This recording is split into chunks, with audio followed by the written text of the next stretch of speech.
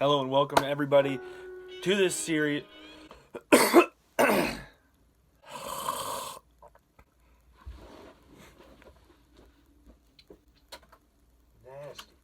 Oh, that's nasty.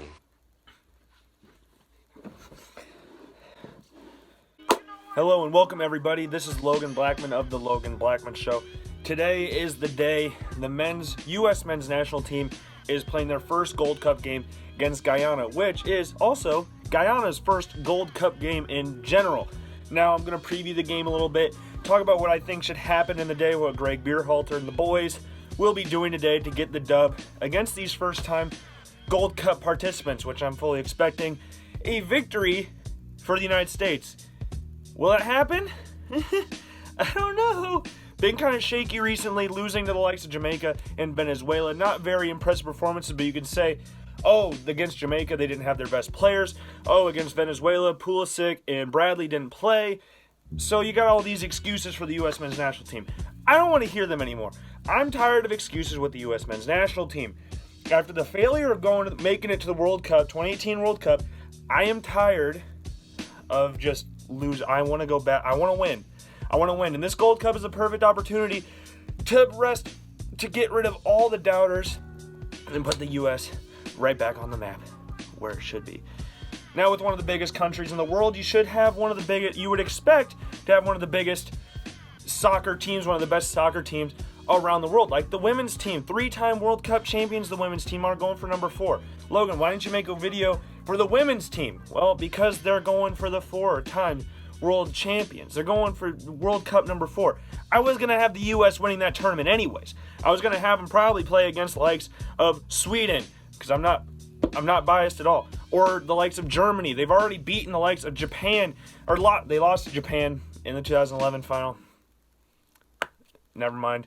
Sorry about that. I hear Logan. I was just editing my video, and I saw that I said the U.S. lost to the Japan national team in 2011, which was right. They lost in a penalty shoot. I watched that game. I also watched the game in 2015, which is where they beat Japan. But for some reason, I couldn't remember that. Sorry. Back to the video. But yeah, dominating performances. 13-0 win over Thailand. 3-0 win over Chile. And against the Swedes, probably a 2-1 win. I don't know. It's been a pretty Nair hasn't really been challenged in goal yet. Hasn't really faced a lot of competition. Chile was actually ranked lower than Thailand in the women's world rankings, which is kind of funny that we only beat them 3-0. But they benched 7 of the starters that played against Thailand, so they took the foot off the gas a little bit. Let's just say that. So the U.S. team, back to the U.S. team, playing against Guyana. We've lost the likes of Tyler Adams, who was going to be the starting right back for the U.S. national team come this Gold Cup. Got replaced by Reggie Cannon of FC Dallas. We also lost Dwayne Holmes, who a lot of people thought would be an important player in this tournament, a young player. He got replaced by Dayan Milivojevic. I can't remember if I'm saying Dayan Milivojevic. Can't remember if I'm saying that right or not. But this U.S. team, right now, their starting lineup, to me, now this one you can think of, well, would they play a strong starting lineup against a team that's in their first Gold Cup, or would you play a team that would like the experience? No, this whole team needs experience. We're going to go with the strongest possible lineup. It's not that strong, to be honest. I'm fully expecting Mexico to walk away with this tournament. They got a 7-0 win against Cuba the other day. Not saying that's an impressive victory. Cuba's not that great. But I do fully expect Mexico to win this tournament. I hope the U.S. do very well in this tournament. But for the lineup for tonight, I'm going with a 4-3-3. It's Greg Beerhalter's. Looks like his preferred formation. I could also see them going with the back 3 possibly. Maybe going a 4-2-3-1, putting Pulisic as the center number 10. But we'll have to wait and see. But for right now, this is what I think will happen. As starting in goal, Zach Steffen, undoubted number 1 goalie for the United States men's national team. We finally got a replacement for Tim Howard. I was not a fan of Brad Guzan, never really was. But I'm happy with Zach Steffen. When I was younger, I thought it would be Ethan Horvath that would be in goal. He's not even invited to this tournament. It's Zach Steffen, Sean Johnson, and Tyler Miller who are in this tournament. So Ethan Horvath, after being touted as the next great American goalkeeper, has been passed up by Zach Steffen, and I'm all for that. Very good goalkeeper in the MLS. Hopefully does well in Europe. Bought by Manchester City. He's going to go play in Germany on loan. We'll see how that works out for him. Has played in Germany, so this isn't going to be a new thing for him. I really like Zach Steffen. Has struggled so far in the friendlies, but tournament now, hopefully he gets back in the goal. At right back, again, Tyler Adams is not going to be there. So we got Nick Lima playing at the right back spot. Was going to be the backup to Tyler Adams, it looked like, but now Lima has been pushed towards the starting lineup berth, which is good for him. I'm all about people getting chances, though I'm not a huge fan of people getting those chances because it sucks for the person that got hurt and lost his spot. But Tyler Adams is an important player for the U.S. I'm not expecting Nick Lima to challenge him for that spot, even though it's not his natural position right back. He's more of a number 6 defensive midfielder, even a number 8 possibly as just a regular midfielder. The center back partnership, I got Matt Miazga and Aaron Long. Now, Aaron Long was the reigning MLS Defender of the Year. I believe he was the first captain under Greg Berhalter when he eventually took over as the manager of the United States men's national team. Matt Miazga struggling to get time at Chelsea, as most young players do at Chelsea. Hopefully he'll get that all sorted out. Hopefully he gets a chance under the new manager, because Maurizio Sarri going to Juventus. I'm kind of expecting Frank Lampard to take over as the manager of the Chelsea team. Maybe he gives Juice a chance. They got their transfer ban. Maybe he'll give Miazga a chance at Chelsea. Don't really expect it though, but anything's possible. And Aaron Long, again, didn't play well in the friendly against Venezuela. Venezuela just smacked the U.S. all over the place. First time they played in Cincinnati, and that's how they played? Getting smacked by Venezuela? Man, it stinks. But yeah, that's the center back partnership. I can also see Walker Zimmerman coming in there, playing for LAFC. You could see him rotating in there as a center back. And on the left back, I got Tim Ream playing for Fulham. Been one of Fulham's more consistent players over the past couple seasons, though. This year, Fulham's defense was one of the worst in the Premier League. Maybe the worst in the Premier League. It's not all Tim Ream's fault. He's American. It's not his fault. So yeah, I got him at the left back spot. You got Lovitz there as well, who can play left back, but I think Tim Ream will start at left back. He's the more solid, more experienced option at the left back spot.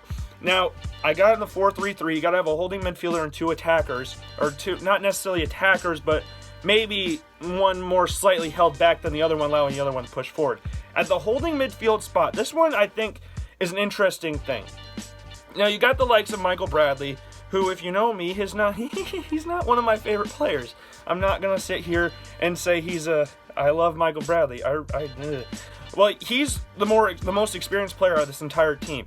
But also as the holding midfield spot, you got Greg Berhalter's former captain on Columbus Crew, Will Trapp. Now, Trapp has played some games for the United States men's national team. He will see some time at that holding midfield spot. Now, if they want to go with the 4-2-3-1, maybe Bradley and Trapp partner each other in that spot. I don't really think that'll be a partnership, but we're not going to hold out. We're going to keep all possibilities open. So we got Bradley as the holding midfield spot. That one is subject to change, maybe depending on how Berhalter's feeling. He's played Trapp a lot. Trapp has even worn the armband for the U.S. men's national team since Berhalter has took over. Was the captain for some of the games with Arena and I'm not sure with Klinsmann, but Arena. So we'll see how that one goes. In front of Bradley, we got Weston McKennie and obviously the American Lord and Savior, Christian Pulisic. Now, one of the greatest American talents we have ever seen, broke the American record transfer fee while transferring from Borussia Dortmund to Chelsea. Now, his Bundesliga partner and, ironically, Dortmund's one of their biggest rivals in Schalke, Weston McKennie, one of the more talented American players as well, will partner in Pulisic in that number 8 position. McKennie will sit more back, allowing Pulisic to run up the field more. Pulisic plays mostly wide while playing for Borussia Dortmund, but while playing for the U.S., he's been playing a number 10 or a number 8 position, which is the center midfield spot, not necessarily playing out wide more. This gives him more opportunities to create more. Spread it out left, spread it out right, go up the center. Just allows him a bigger range of area to go around. Now, I love Christian Pulisic. I fully expect Christian Pulisic to wear the captain's armband during this tournament. If Michael Bradley wears that captain's armband after captaining the United States to the biggest failure in United States soccer history, I'll be very upset. Not gonna lie, I'm gonna be very upset. Christian Pulisic, out of all the people in that team, looked like he was the only one that really cared that they lost and actually blew it. If you talk to Christian Pulisic, I personally have not, surprisingly, he chokes up when he talks about it. He hates that. He wears it, and he's going to wear that into the Gold Cup. Being the best player on the United States men's national team, was the best player throughout qualifying last year. he should get the captain's armband. I don't care how young he is, the youngest captain in American soccer history earlier this year, or maybe it was late last year. I don't care. Bradley and Trapp, they're in there as well. Again, Long was the first captain under Beerhalter, if my memory serves me right. Miazga was captain recently as well. That's not happening. Tim Ream recently was captain. That's not happening. Altidor's been captain. That's not happening. I think it's between those three, and I'm giving it to Christian Pulisic. Now, in the front three, we got two options on the left wing. Now, Tyler Boyd was a New Zealand international that they transitioned over to the U.S. men's national team. He's now a U.S. men's national team member. It was obvious he was going to be on the team. You don't get someone to switch nationalities and not play him in the next tournament. So Boyd looks like he'll start on the left, but you could also see the likes of Jordan Morris in there as well. You also got Paul Arriola, who can start on either wing. Very, very decent winger, plays for DC United. Used to play for Club Tijuana in Mexico.